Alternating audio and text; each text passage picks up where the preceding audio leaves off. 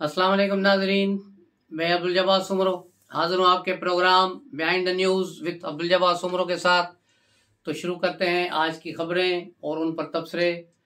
आज वो कहावत याद आ रही है कि खाया पिया कुछ नहीं, गिलास तोड़ा बारह ने। तो ये क्या हुआ? ये हुआ है शहबाज शरीफ के साथ, जो कल खुसूसी तैयारे पर बैठकर अपनी पूरी टीम के साथ कराची पहुंचे थे कि एमक्यूएम के साथ मुज़ाकरात करके NA 242 पर उनसे हाथ उठवाएंगे और अपनी सीट को सिक्योर करेंगे। लेकिन एमक्यूएम ने उनको टका सा जवाब दे दिया और कहा कि इसी हल्के से मुस्तफा कमाल खड़े हैं, हम ये हल्का नहीं छोड़ेंगे, आपको और 5 सीटें देंगे। अब एमक्यूएम से कोई पूछे कि तुम्हारी औकात कराची में अब क्या रही कि तुम 5 सीटें PML नून को दे रहे हो, तुम अपनी 5 सीटें सिक्योर नहीं कर पा रहे हो। वहां तुम्हें रोला पड़ा हुआ है कि शायद अल्ताफ भाई वहां से कोई बयान दे देंगे या PTI वाले न सीट निकाल लें।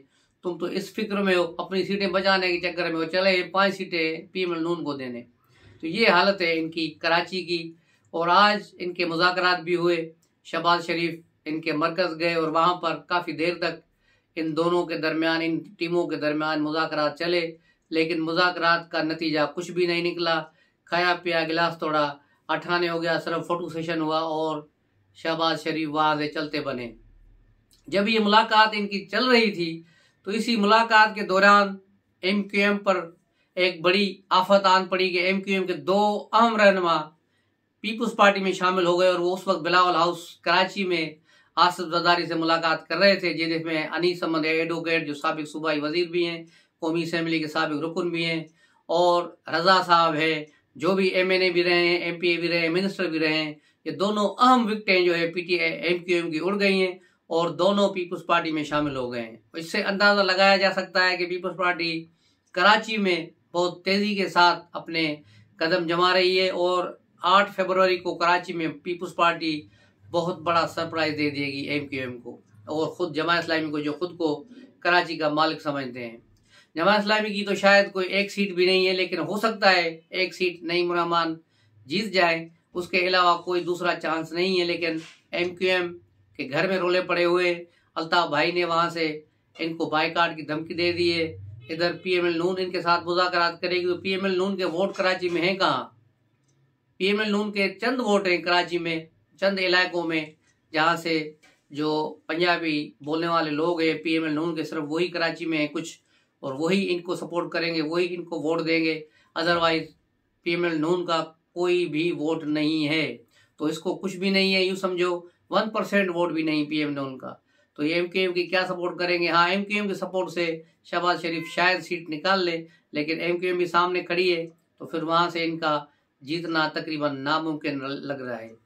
तो ये सूरत हाल है कराची की। और शहबाज शरीफ अब थोड़ी देर पहले वहां से निकले और पीर पगाड़ा से मिलने गए हैं, जो GDA के भी सरबराह है, और उसके साथ उसके जो बैठे हुए हैं दूसरे अफराद भी GDA के, मुर्तजा जतोई हो गया, जुल्फकार मिर्जा हो गया, और सारे दीगर जो बेरोजगार सियासतदान सिंध के, वो सब एक जगह जमा है। और अब ये शहबाज शरीफ भी इनके साथ जाके मिले हैं, तो सारे 0-0-0 आपस में मिले हैं।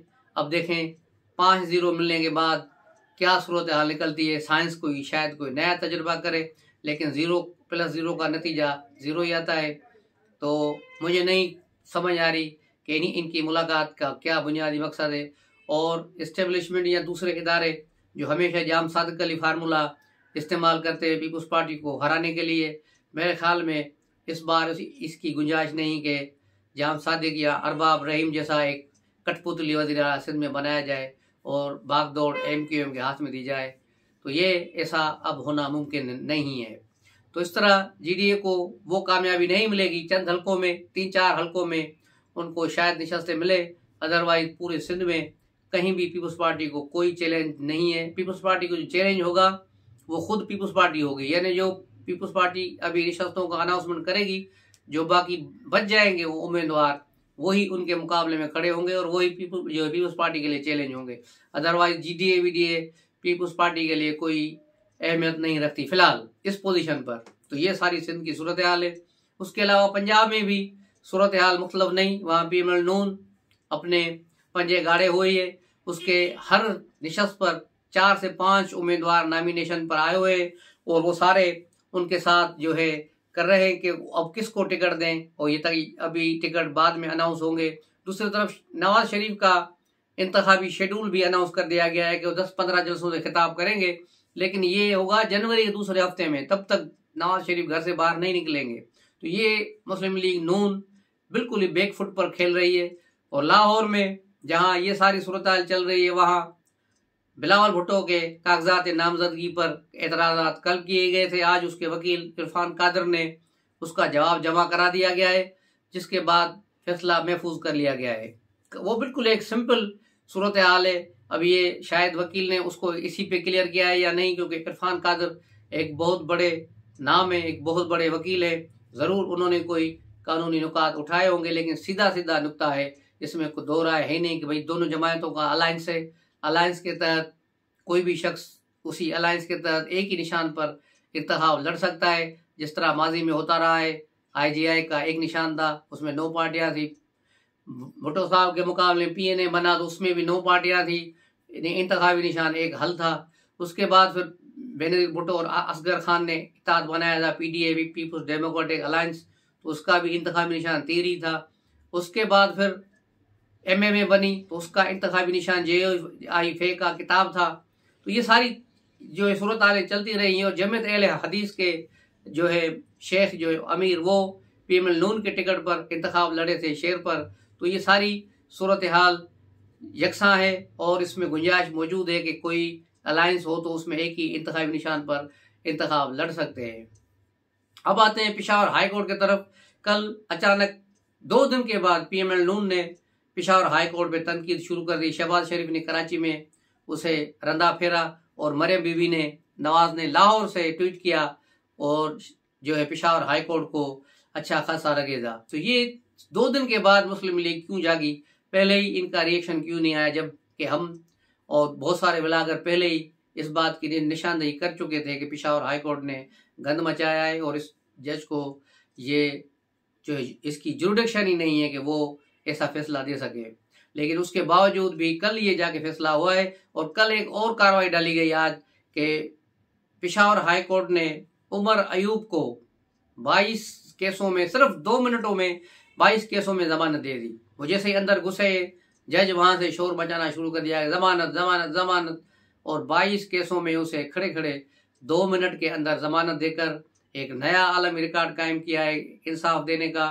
काश इन जजों में थोड़ा ज़मीर होता, इनमें थोड़ी गैरत होती कि ऐसा इंसाफ आम आदमी को भी देते, जो साल साल धक्के खाते रहते हैं, जिनकी न कोई सुनवाई होती है न कोई कुछ होती है।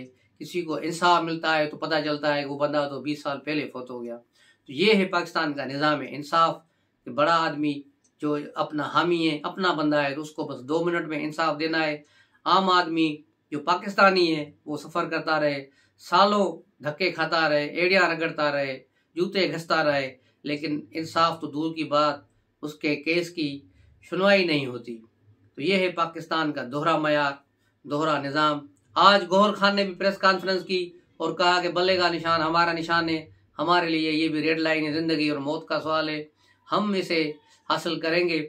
और पेशावर हाई कोर्ट का फैसला सही है। उसको आज पेशावर हाई कोर्ट के हक में इन्होंने एक प्रेस कॉन्फ्रेंस कर डाली है, जिससे अंदाज़ा होता है कि पेशावर हाई कोर्ट का फैसला कितना सही था।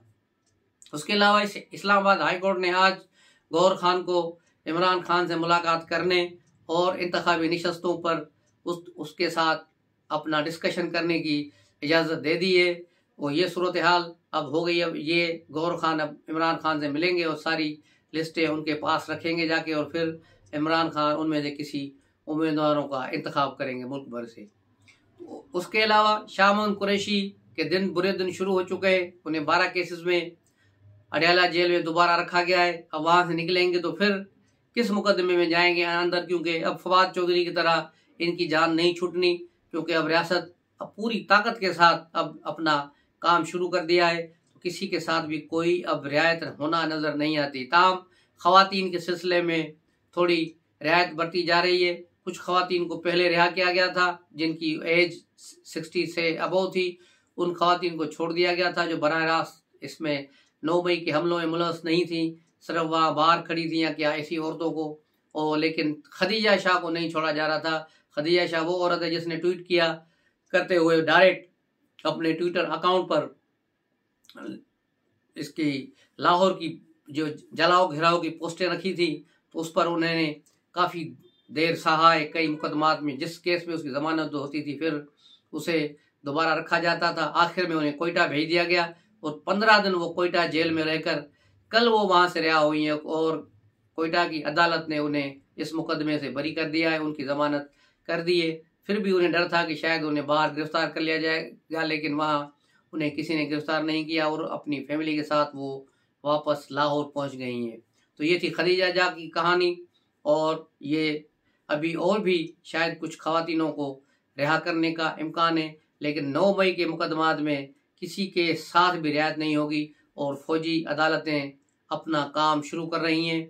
बल्कि कई अदालतों ने अपना काम शुरू कर दिया है, लेकिन अभी उसमें इमरान खान और शाह कुरैशी और दीगर की बारी आएगी तो इनको भी फौजी अदालतों से सजाएं हो जाएंगी और हो सकता है ये काम 8 फरवरी से पहले हो जाए, उससे पहले इनको सजाएं हो जाएंगी। उसके अलावा कल 2 गैर मुल्की जरीदों ने इमरान खान को काफ़ी लान तान किया है और कहा है कि ये शख्स जो है पाकिस्तान के लिए मईशत के लिए बहुत बड़ा खतरा है। वॉल स्ट्रीट जर्नल अमेरिका की बड़ी मोतबर अखबार, उसमें भी एक तजिया निगार ने एक तजिया लिखा और उसको बड़ी पजीराई मिली और कहा गया कि इमरान खान पाकिस्तान की मईशत के लिए एक कैंसर है। इस शख्स ने पाकिस्तान को दलदल में धकेला है। अगर ये दोबारा आया तो पाकिस्तान की इकानमी नीचे चली जाएगी और पाकिस्तान का वजूद खतरे में पड़ जाएगा। उसके अलावा एक और जरीदे ने, अब इसका ताल्लुक अमेरिका से था, एक और जरीदा जो बरतानिया से है, फाइनेंशियल टाइम्स ने भी कल एक खबर दी है, वो भी इसी सिलसिले में कि इमरान खान को लाया गया तो पाकिस्तान के लिए बहुत बड़ी मुश्किलात होंगी। और साथ ही साथ वर्ल्ड बैंक ने भी कल अंदेशा दिखाया है कि पाकिस्तान में इस्तेकाम लाएं, और इस्तेकाम नहीं हुआ और इंतखाबात की सूरत में कोई गड़बड़ हुई तो फिर पाकिस्तान मजीद अंधेरों में धकेल दिया जाएगा और गुर्बत पाकिस्तान में मजीद बढ़ जाएगी। उन्होंने पाकिस्तान के पूरे इकानमी का जो मॉडल चल रहा है उस पर भी सवालात खड़े कर दिए हैं कि ये सिर्फ अमीरों को फायदे देने के लिए है, गरीब रोज और गरीब हो रहा है। तो इस पर भी देखना होगा, इस सारे सिस्टम को तब्दील करना होगा। जो सब्सिडीज मिल रही हैं आम आदमियों को मिलने के बजाय सनतकारों को, इन्वेस्टरों को, जो इंडस्ट्रियलिस्ट है उनको दी जा रही हैं, ये आम आदमियों को नहीं मिल रही हैं। आज की सूरत हाल, आज की खबरें। तो मिलते हैं अगले व्लॉग में, तब तक के लिए इजाज़त दीजिए। अस्सलाम वालेकुम।